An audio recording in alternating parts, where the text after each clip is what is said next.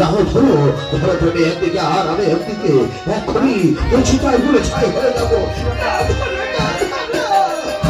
আগ সাথে আগ সাথে আগ সাথে রাজা হরিশ্চন্দ্র।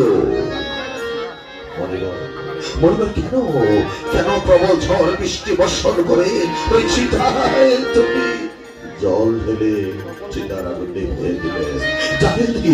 জানিয়ে দিন দাও দাও করে চিতা জ্বলবে আর ছেলের সাথে সাথে সব দুঃখ যন্ত্রণা আমি পুরে ছাই করতে চাই।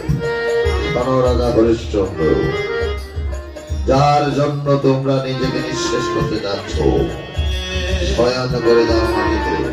আমি এক্ষুনি তোদের বুকে